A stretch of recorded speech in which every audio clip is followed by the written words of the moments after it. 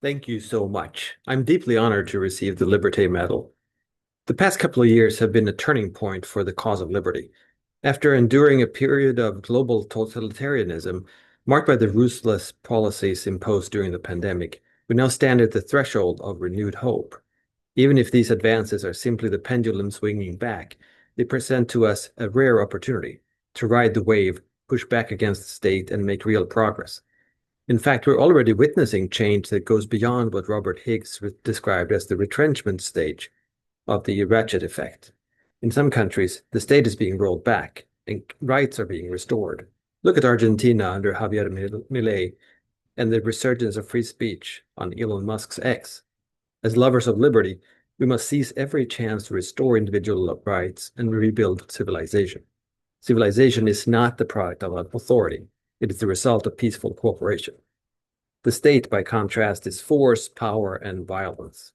For centuries, we have been told the opposite, that order requires authority, prosperity demands central planning, safety needs surveillance, and morality is enforced by coercion. We have been warned that without the state, society would collapse into chaos. But look around.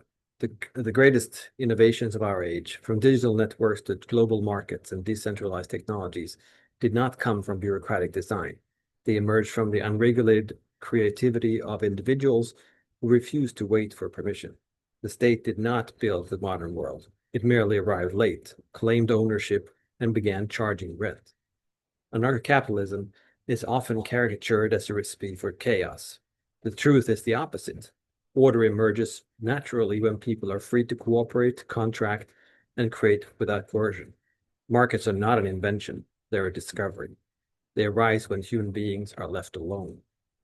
The state, on the other hand, is the only institution that claims the right to initiate force.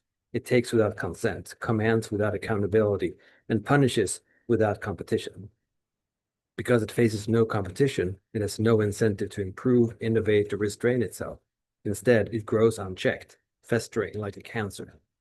Politicians may use liberty as rhetoric, but rarely do they serve its cause. We often hear that taxation is the price we pay for civilization, but history shows the opposite. Civilization is the price we pay for taxation. Every tax transfers power from the productive to the political. Every regulation is a barrier between human potential and action. Every subsidy confesses the state's inability to create value. It can only redistribute and destroy it. Yet the future is not bleak. All that is sound and healthy does not come from the state. Despite its trespasses, the human spirit persists. Markets adapt. Entrepreneurs innovate. Communities self-organize. Even in the shadow of the state, freedom finds cracks through which to grow. And every so often, the state retreats, and civilization blossoms in its place, as we should expect. This is why actors within the state will always push for more power and destruction. It is essential not to get caught up in politics, but to move toward abolishing the state. To truly prosper, we must not just push back against the cancer, but remove it altogether. Viva la libertad, carajo. Viva el anarcocapitalismo.